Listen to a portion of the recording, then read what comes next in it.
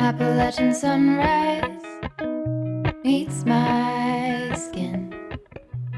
Even with my eyes still closed, I can feel it coming in. Golden, golden, I'll follow only golden. I left Castle early in the morning to head south to the town of Vilsik to meet a friend for a retreat that she was holding for Mabon.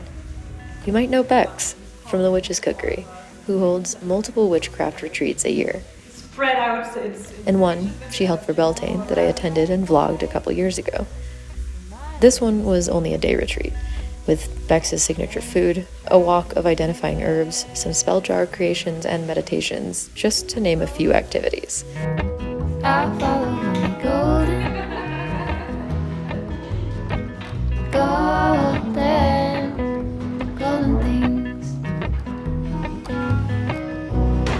Gold hair, gold rings. You collect around the Frauenpreisige. The Frauenpreisige is a very important time here between August and August. You can also smoke it to get I'll follow only golden. Yeah. Golden, golden things. All one.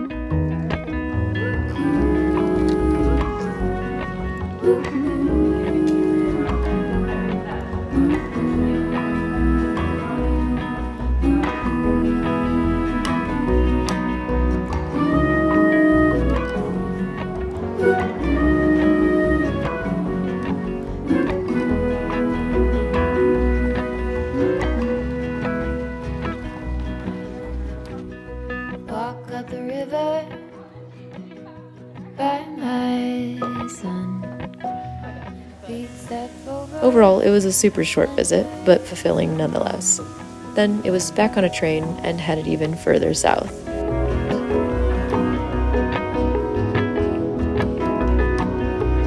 On my way to go see one of my longest friends down in Passau, and to meet a new one. I'll follow only golden. As much as I can. Golden things.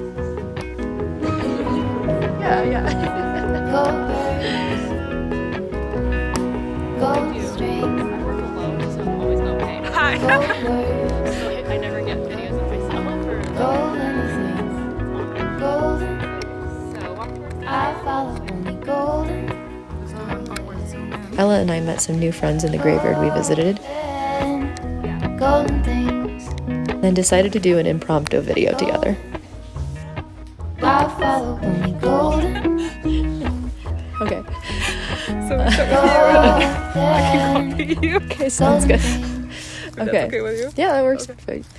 Okay, so I've officially met Ella in person. That's fun. And now we're hanging out in a graveyard that I consider to be one of my favorite graveyards that I've ever visited. So that's also fun. Because this is the first time I'm meeting her in person, I'm just going to kind of like pick her brain. And we also decided that we're making this video very last minute. So You want to make a video? why not? Sure. Yeah, that sounds like fun.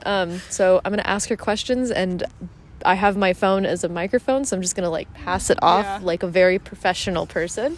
If you don't know Ella, I'm going to leave all of the, contacts and stuff and whatnot in the description and up here and all of that jazz. So, Ella, for people who don't know you, can you give me like a rundown of your practice, of what you like to do, or just of like things you want to tell people?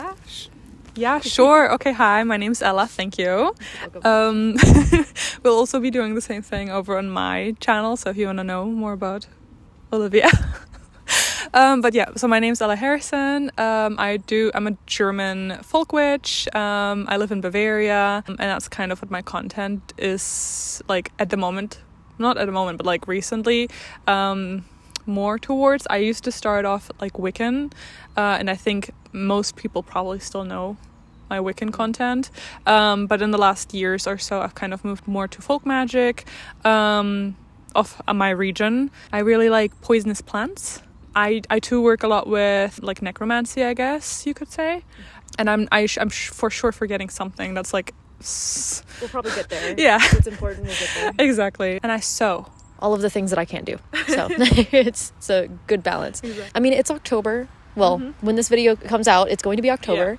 And like, do you have any plans witchy wise, or do you usually do anything specific to like prepare for kind of like that liminal sense of the year? First of all, this October, Leah, my really good friend, the redheaded witch, is visiting. She's staying for 5 days, and we're probably gonna do some ritual, bake some bread. I love baking bread. It's my biggest thing in food in general, to be honest, with ancestor work, because most of my, like, from my mom's side and my dad's side, they've always had some type of like tavern style thing that they like owned.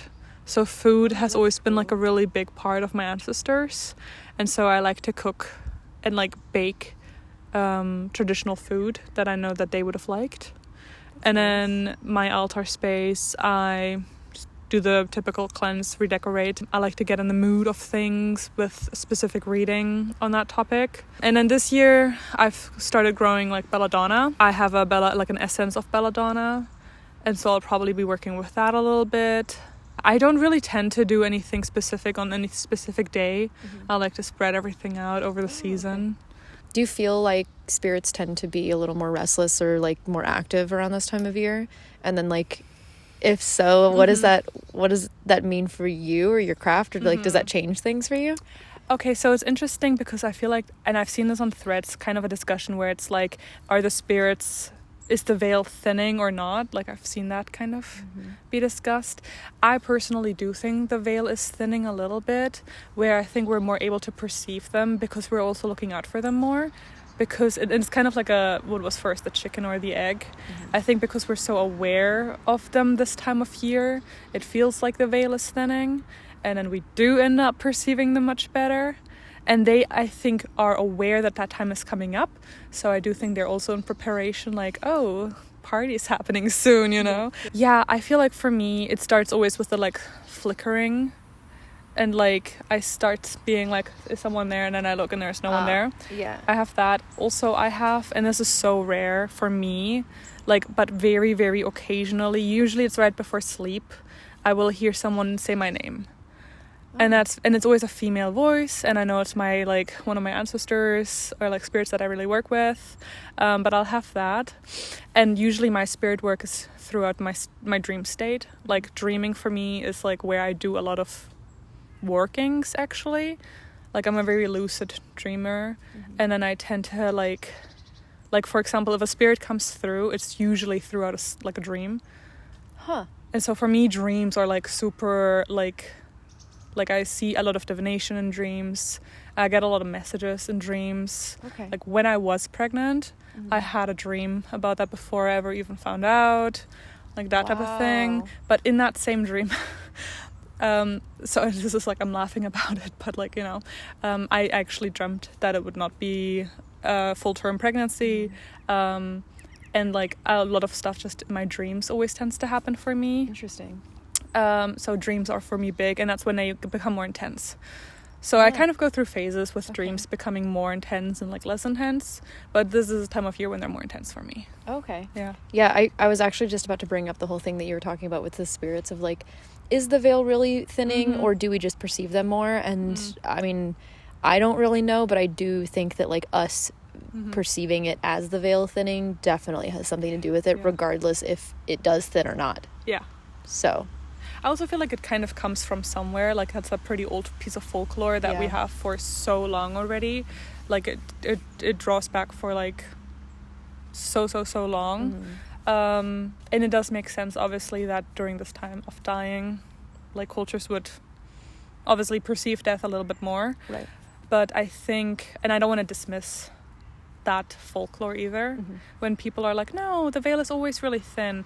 Like, I respect that's obviously some people's experiences. For me, I adhere more to the like that type of folklore because you know it resonates more with me too. Right. I kind of want to know if you have any stories that you're willing to share that's like not even just like around October, but just like more like spooky, or maybe like if you have any you already have one or a couple. I'm sure. Okay, do you want to share any of those? So I have a couple. I actually had a storytime video last year where I'll link it. Yeah, okay. That was my first and that's the only time I've ever seen like a spirit. And that's so like, and I know this, some Like, people are like visually? Yeah, like visually. Oh. That was intense though. So we lived in a house. We had just moved in there. It's a house, an old house in Germany. And we renovated the attic to be my bedroom and my sister's bedroom. We had a bathroom up there as well. And it had these old wooden beams. And I think you know where this is going. I know the story. Mm-hmm. And essentially we moved in, I went to sleep and I was 12. And I was already dabbling in Wicca and everything since a year or two. So I already had like a little altar and everything. And I would fall asleep and the way that I was lying, I would always face the wall and I'd hear footsteps. I'm like, oh, my mom's like checking up on me or something, to make sure I'm actually sleeping. And that went on for like weeks, months. Eventually I'm like, Mom, why do you keep checking up on me? I'm almost 13, I'm a big girl, and she's like, I haven't been since we moved here, I've not once went upstairs to check on you. And then I'd stay over at my friend's house, and my grandfather is so sensitive to spirits as well, like we've always said this. And I'd be at my friend's house, and my room was above his bedroom. He'd be like, oh, she was so noisy today, I could hear her footsteps this entire night. Like, she would not, go to sleep. And my mom's like, she wasn't even here, she was over at my friend's house. And then I started at night hearing not only footsteps, but breathing. And then I started getting really scared. I don't know why that's worse for me. Yeah. Like, the footsteps are one thing, but if I can hear you breathing, you are breathing. too close. And it was really heavy, as if there was something that was making the breathing hard for that person. Oh, no. Yeah. And so I started getting really scared, to be honest. Like, I started having, I could hear my heartbeat type thing, Yeah. And I would cuddle myself in like a little cocoon.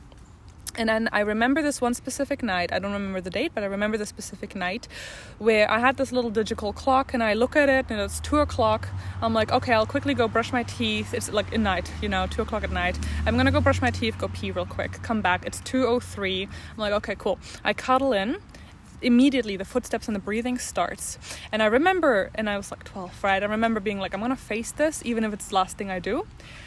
So I turn around, there's a man standing there. I remember he had an orange t-shirt, dark hair, and then he's gone. Like, it's almost like a whoosh. Oh. Yeah. I was going to be like one of those PowerPoint transitions. Yeah, like a PowerPoint transition. Whoosh. It was gone, right? And I scream, I turn on the light, because I'm turning on the light, I see it's 2:05. There's no way I would have fallen asleep in that time, right? I just brushed my teeth. And so I go downstairs, I go to my grandmother, and I sleep in her room for the next 2 weeks. And my entire family is super witchy. And they're kind of because they obviously want to just be like, it's fine, like it was just a dream type thing. Now when we talk about it, they're like, yeah, we knew it wasn't just a dream, but we wanted to kind of not. That's kind of mean to be like, we're gonna gaslight you to make you think everything's so they fine. gaslighted me for a little while there. That's so mean. And then so eventually my aunt comes, or my oma's, my grandmother's sister, I call her my aunt, she comes to a visit and she's like, oh, interesting that you picked this house. Do you know the history? 50 years ago, a man committed suicide by hanging himself from one of the bumps in the attic in my room. And this is the one that I saw. That's why I heard the breathing being difficult. And he... Pass. Yeah. No. That was, yeah. Then the other one, that's a family lore. My grandmother and my mom and everyone already used to do the Ouija board years ago, when my mom was a kid. Mm-hmm. And they used to do it with my grandmother's father. And they did the Ouija board with him. And he goes, when am I going to win the lottery? Okay, and it gives him a date. Then, they're like, okay, random date. It is the exact date that he died. Mm-hmm. See, it's things like that. Mm-hmm. I always talk about how I feel like I'm crazy all the time when I'm doing my practice. Yeah, and it's like, okay, why do you do it? First of all, because it makes me feel better. Mm-hmm. So even if it's placebo, I don't care. And second, I still get results. And third, there's things like this that happen that there's things like this that happen that there's just too many there's just too many that line up that I'm like, I'm pretty convinced. And even after things like that, I'm still crazy. And then something else happens and it continues. So it's yeah, that's how I feel. Yeah. Oh, that's so... Yeah. And then to end it on a positive note, we used to, up until recently, we lived in Latvia, in Riga, and I had my altar. And the way that it was my bedroom, or our bedroom, my husband and my, was and there was a little nook, and I had in that nook my altar space. But we also had in the living room a fireplace, and so for whatever reason I started putting the offerings next to the fireplace. And my husband one day wakes up and he's like, I had a really weird dream. I had a dream that out of your altar space came fog, and the fog was a voice, and the voice told me, we don't like the offerings by the fireplace, please put them back on the altar. And I remember being like low-key a little bit like, why didn't they tell me? Your husband's a little witchy. That's so funny. Yeah, so that was a more positive experience, I guess. Excuse me. Yeah, exactly. No, that's so funny. Yeah, exactly. I'm trying to think of like, I don't think I've had, I mean I have had like crazy experiences like that, some of which I've experienced with other people that I don't know if they'd be cool with me sharing, and then others I know that's I don't want to talk about these because the spirits, they're like, of course, they're like, low-key I'm like, please don't find me. And so, but I'm trying to think of like, those are very pretty. Yeah, we have this very good ambiance. I know. Wow. Yeah, witches in the fall. This is like one of those lo-fi videos where it's just like you put on in the background, and there's that medieval lo-fi girl. Oh yeah. It's a new like that one. Yeah, but I don't think I have any fancy. I mean, I have like, I think the first one that's coming to mind, like just that's like weird and unsettling, is one time I was sleeping. I think I was like in high school, so this was when I started really practicing and just kind of like telling everybody, it's like, yeah, I'm still chill with God, and totally, and God's like, yeah, giving me the side eye. Okay.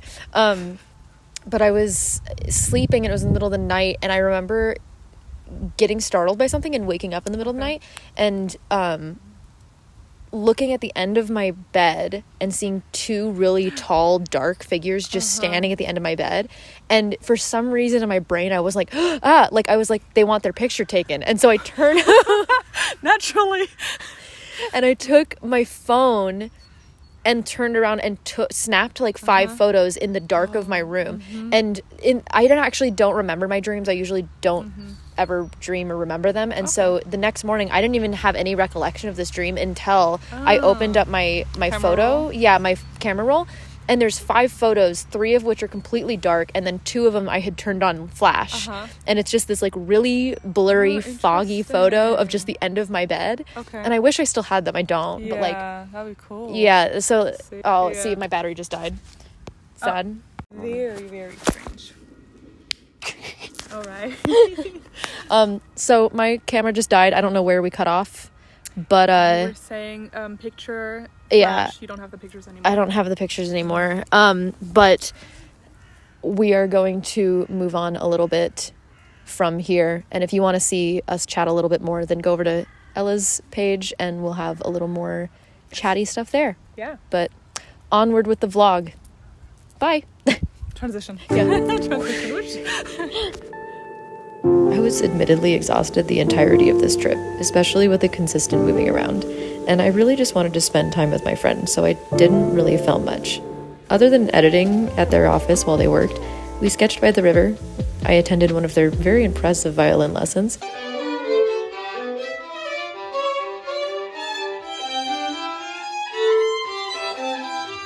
And they made me some of their favorite cookies to take home.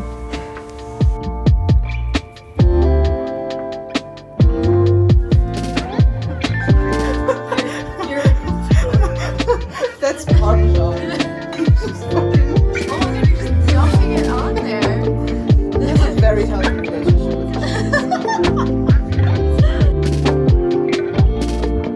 And then it was time to head back home. It was very nice of you to have me, Germany. Until next time.